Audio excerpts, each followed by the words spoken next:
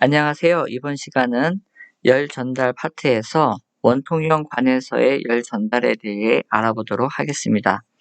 이번 시간의 디자인 문제는 다음과 같은 문제가 되겠습니다. 관의 내경이 1cm인 어느 원통형 관이 있는데 이 중에 비중이 1.2인 액체가 20도씨로 들어가게 됩니다. 그래서 20m/s로 평균 속도로 일단 쭉 흐르고 있다라고 가정을 해보게 되면요. 여기에서 원통형 관의 길이가 L이 구간에 해당하는 만큼 여기가 바로 가열되어져 있는 구간이라고 생각해 주시면 되겠습니다.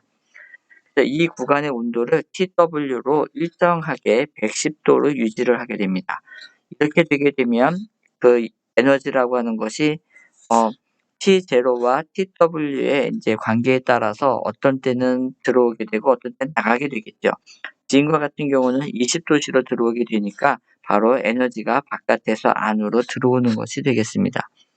이렇게 에너지가 쭉 해서 여기에 해당하는 온도가 점차 상승을 하겠죠. 그때의 출구의 온도를 TL이라고 하게 된다면 이 TL의 온도가 얼마일까라고 하는 것을 구해보는 문제가 되겠습니다. 자, 여기에서 해당하는 dB 보정식이라고 되어져 있는데 이것은 조금 후에 설명을 드리도록 하겠습니다. 우리가 지금 해당하는 이 문제를 이제 이와 같이 이제 조금 더 자세히 알아보게 되게 되면 T0가 바로 들어갈 때의 온도가 되겠고요. TL이 바로 길이가 L인 구간에서 나갈 때의 온도다라고 보시면 되겠습니다. 이때 관벽은 우리가 TW로 일정하게 된다라고 생각을 하고요. 대부분이 이제 이곳에 흐르는 부피유량을 V, 평균 속도를 U, 밀도, 점도, 그 다음에 이때 해당하는 열 전달 개수가 바로 H라고 생각해 주시면 되겠습니다. 자, 이때 해당하는 열 전달 개수 H는 바로 이때 해당하는 온도가 이제 우리가 평균 온도를 이제 취하게 되는데 이 온도가 다 달라지게 되는 것이죠. 이것이 달라지기 때문에 여기에 해당하는 열 전달 개수 H도 다 다른 값을 갖게 됩니다. 그래서 여기에 해당하는 구하게 되는 열 전달 개수 H는 바로 이제 평균 열 전달 개수다라고 생각해 주시면 되겠고요. 자, 이때 관벽의 온도가 지금의 경우는 TW가 T0보다 클 때를 일단 생각을 해보게 되면 이때는 바로 뭐냐면 바로 가열에 해당하는 그 문제다라고 생각을 해주시면 되겠고요. 두 번째, TW가 T0보다 작다면 이때는 냉각에 해당하는 문제다라고 보시면 되겠습니다. 자, 이것이 가열이든 냉각이든지 간에 과연 이 안에서 유체가 얼마만큼의 에너지를 얻었느냐라고 하는 것 또는 잃었느냐라고 하는 것이 되겠죠. 가열일 경우에는 얻은 양이고 냉각의 경우에는 잃어버린 양이 될 것입니다. 그 에너지의 크기는 바로 이와 같은 만큼의 크기가 될 것입니다. 즉 상변화가 수반되지 않을 때 현열에 해당하는 에너지는 다음과 같이 주어진다라고 했습니다. 그래서 여기에 해당하는 온도차는 가열이든 냉각이든 상관없이 절대값으로 주어지기 때문에 바로 이 에너지를 얻게 되는 것이죠. 자, 이때 여기에서 이것을 열 전달 계수 H를 통해서 나타낼 수도 있는데 이때에 해당하는 온도차 델타 T에 해당하는 스타 T에 해당하는 것이 이제 조금은 다른 식의 형태로 주어졌다라고 하는 걸 알게 되겠고요. 이것에 대한 설명은 다음 시간에 열교환기 해석 시간에 다시 하도록 할 것입니다. 지금 현재 여러분에 있어서 중요한 것은 이렇게 표현된 우리가 그 온도차라고 하는 것을 우리가 로그 민 템퍼러처 디퍼런스라고 부릅니다. 그래서 이것을 LNTD라고 우리가 줄여서 얘기를 하기도 하는데요. 이것이 바로 로그의 평균값을 구하는 공식이다라고 보시면 되겠습니다. 여기에서는 온도차가 로그의 평균으로 주어지기 때문에 이것을 줄여서 제가 델타 T LM이라고 쓰게 된 것이고요. 자, 이렇게 주어지게 됐을 때 대류에 해당하는 요것으로 나타낼 때는 HA 델타 T LM이다라고 알아주시면 되겠고요. 여기에 해당하는 A, 이 단면적은 바로 열이 전달되는 방향의 수직한 면의 면적이니까 이 부분의 면적이 되겠고요. 이것은 파이디 L로 구해지게 된다. 요 점을 기억해 주시면 되겠습니다. 자, 이렇게 되었을 때 온도의 프로파일이 어떻게 되는지를 한번 보도록 할게요. 맨 처음에 T 관의 벽의 온도가 이렇게 X가 0인 지점부터 유지가 되게 됩니다. 그래서 어느 길이가 X방향으로 쭉 갈 때 중간의 온도가 점차 이렇게 상승을 하게 되겠죠. 이 상승하는 것은 TW에 만큼은 가깝게 도달하게 되는 거죠. 무한히 길어진다 그러면 여기도 TW에 가깝게 도달하게 될 것입니다. 이때 어느 길이 X에서의 온도에 해당하는 것을 제가 여기 TB라고 적겠습니다. 자, 이렇게 해보니까 요것에 해당하는 TB에 해당하는 식을 구해보게 되면 다음과 같은 식으로 주어지게 된다라고 하는 것입니다. 자, 여기에서 T0는 알고 있겠죠? 입구의 온도가 되겠습니다. 바로 여기에 들어갈 때의 온도가 바로 T0가 되겠습니다. 여기에 해당하는 T 무한대가 바로 T0에 해당한다는 걸 아실 수 있겠죠? 자, 그래서 그다음에 관벽의 온도가 TW가 되겠습니다. 이때 길이 X에 해당하는 온도가 얼마냐면 바로 TB가 되는 것이고요. 예를 들어서 바로 길이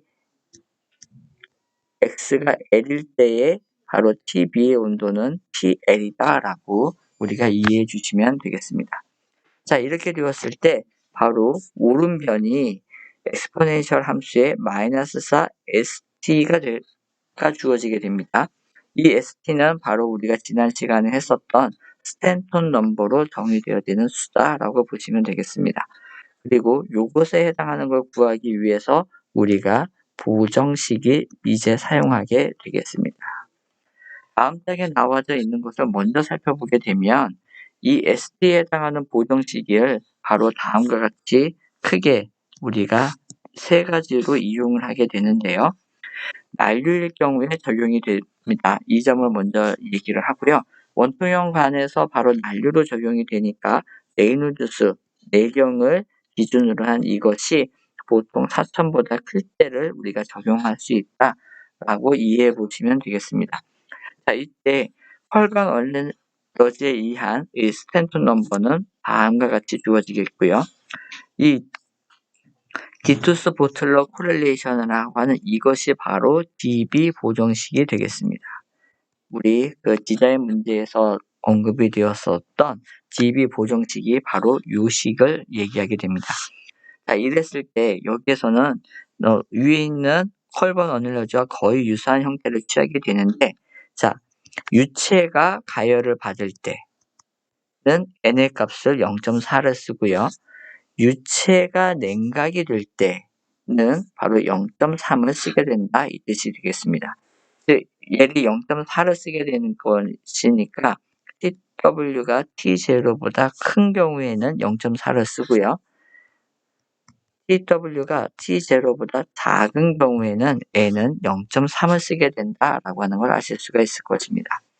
그 다음에 프렌드 매츠나 코를 보정식에 의하게 되면 여기에 해당하는 요거 마찰계수식은 난류에 해당하는 마찰계수식을 이제 여러분 이제 눈에 들어와서 아실 수 있겠죠. 바로 요와 같은 식으로 구해지게 됩니다. 그 다음에 스웨더 테이트 보정식은 뭐냐면 점도의 변화를 보정을 한 그런 식이 되겠습니다.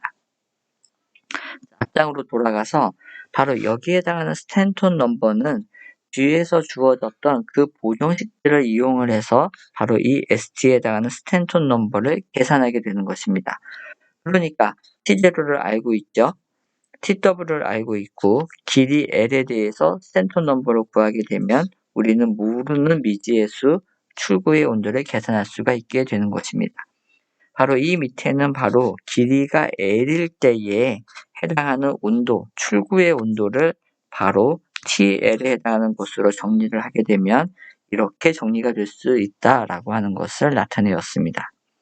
자, 여기에서요, 만약에 출구의 온도를 몇 도로 만들기 위해서 가열되는 구간에 해당하는 길이 L을 한번 구해보도록 하겠습니다. 그것에 해당하는 것은 이 엑스포넨셜을 없애야 되기 때문에 바로 양변에다가 ln 값을 취해주면 됩니다. 그러면 바로 좌변은 이렇게 정리가 되겠죠.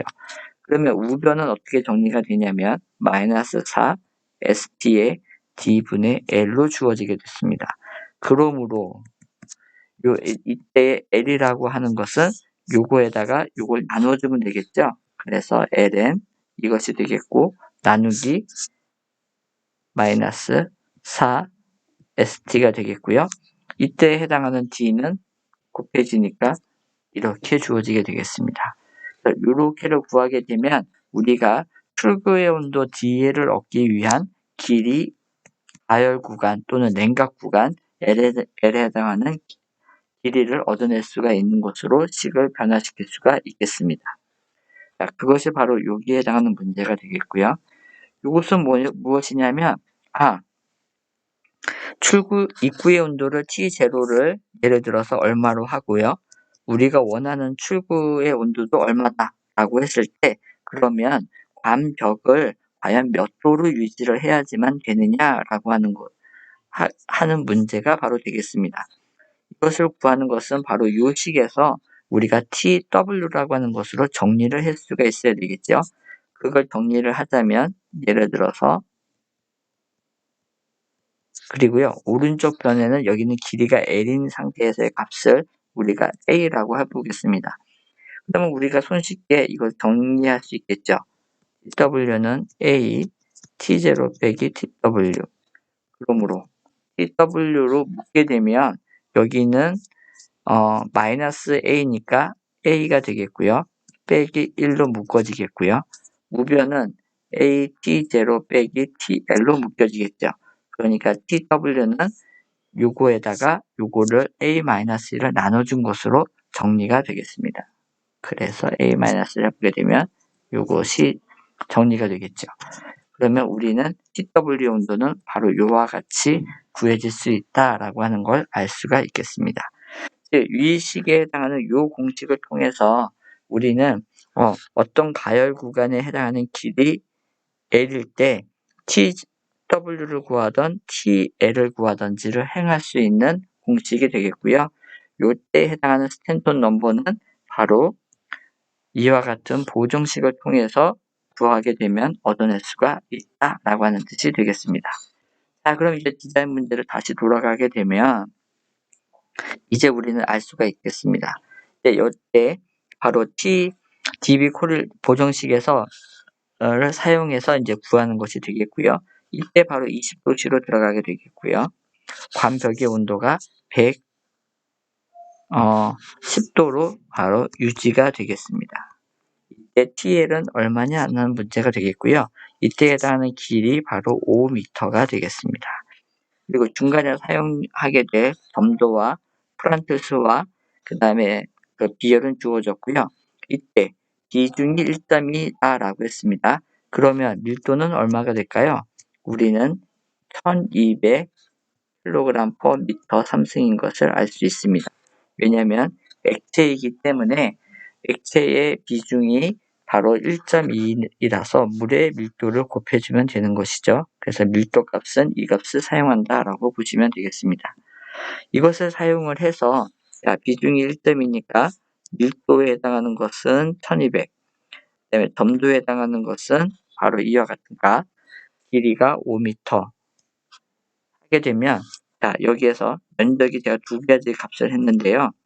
이렇게 되어져 있을 때 여기에 단면적에 해당하는 것이 ACS로 주어진 것이고요. 이때 여기 표면적에 해당하는 것이 바로 요 AN으로 주어졌다라고 보시면 되겠습니다.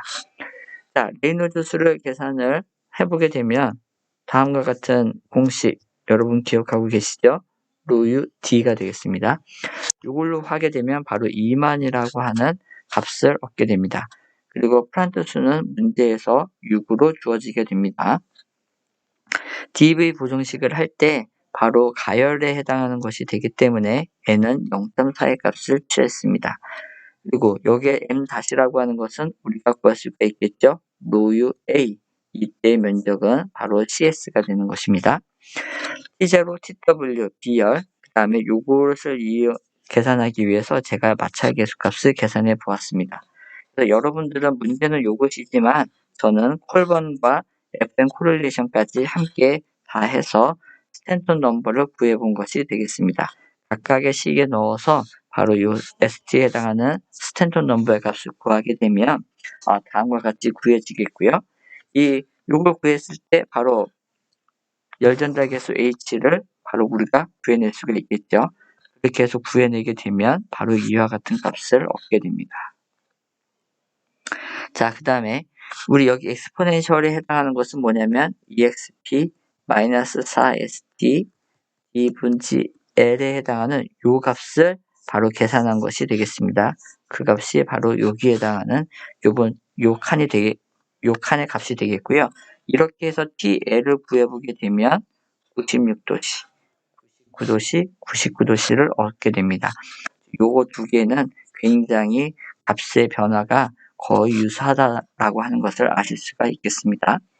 이렇게 해서 Q 실제로 유체가 얼마나 얻었는지를 계산을 해보게 되면 한 15W 정도를 얻었다라고 볼 수가 있겠습니다.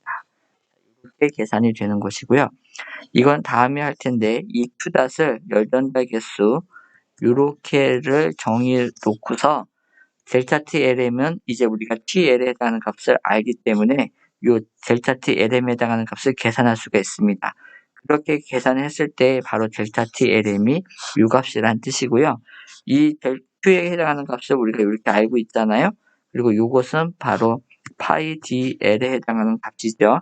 이렇게 해서 열전달 계수 H를 역으로 제가 한번 계산을 해보았습니다. 그렇게 했더니 바로 요 값이 나왔습니다. 이 값은 위에서 구했던 이 값하고 거의 같다라고 하는 것을 아실 수가 있겠죠. 그래서 이 식도 동일하게 사용이 될 수 있다라고 하는 것을 보여주게 됩니다. 이상으로 원통형 관에서의 열전달 부분을 마치도록 하겠습니다.